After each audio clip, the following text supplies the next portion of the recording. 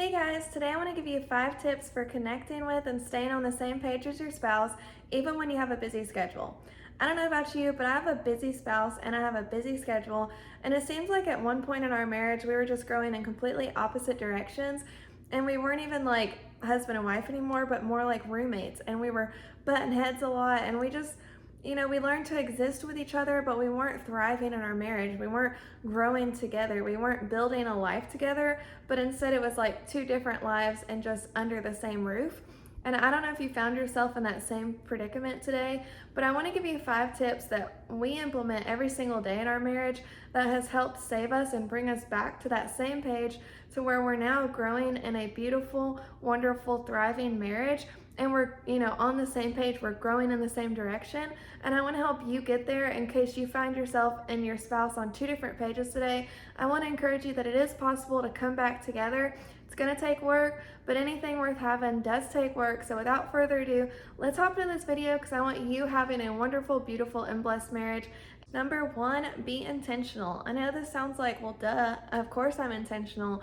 But like, are you really? Because I know after a busy day at work, maybe you've come home and you're ready to just disconnect and like your brain's overwhelmed, but this is the time to disconnect from the world and connect with your spouse. So turn that phone off, set it aside, put it on do not disturb, whatever you gotta do to just disconnect from everything that's going on outside of you and your relationship.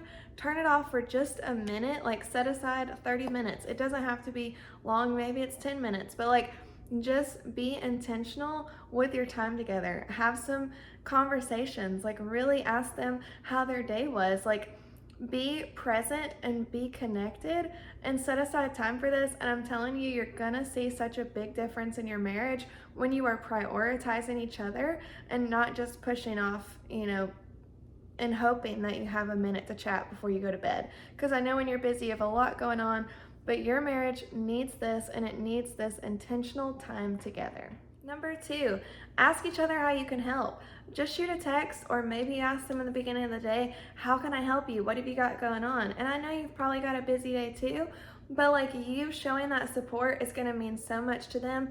And you never know, it could be something as simple as like some information that they need that you've already learned, or maybe it's a task that does need to get done. So now you figure out together how to get this done, and them knowing and vice versa, you knowing that your spouse is in your corner and supporting you and pushing you in the right direction is going to mean so much, and it's really going to help establish that bond and connection, and like the connection in the growth of growing together in one beautiful, healthy marriage. So reach out, ask how you can help in that intentional time that we were talking about setting aside together. Maybe you make a list of things that you guys need to get done, and you talk about who's able to get to it, and you figure out what you guys can do together, and just build a beautiful marriage together. You're gonna love having your spouse's support, they're gonna love having your support, and it's just gonna be beneficial all the way around. Number 3, learn your partner's love language. I know that this one seems a little silly, but you and your partner might receive love in different ways. So I know there was that golden rule that you heard growing up that was like, treat each other how you want to be treated. And yes, that is still a valid rule, but when it comes to like loving your spouse, they might not receive love the same way you do. And I want to give you an example of that real quick. So I love words of affirmation and feeling wanted, but my husband likes acts of service and to be respected. And I could sit here and spend my time texting him this really long, sweet, endearing text message about how much I love him and want him, but while that might make my heart flutter, it might not do as much for him. Will it still be sweet? Yes, but instead, something that I've learned helps him or like makes him feel loved is when I'm respectful to him, or when I try to help make his days easier. If I could take something off of his to-do list because he's so busy already, he's gonna receive that as like, hey, she loves me, she cares about what I have going on, and she's going out of her way to help me, and that makes him feel a lot more loved.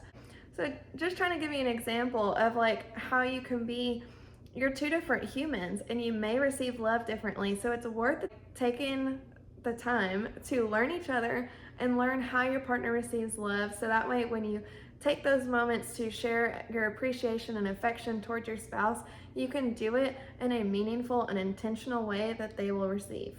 Number 4, write your goals together. This is another way of spending intentional time with your spouse while still working and kind of like moving in the same direction, without like putting all work at a halt.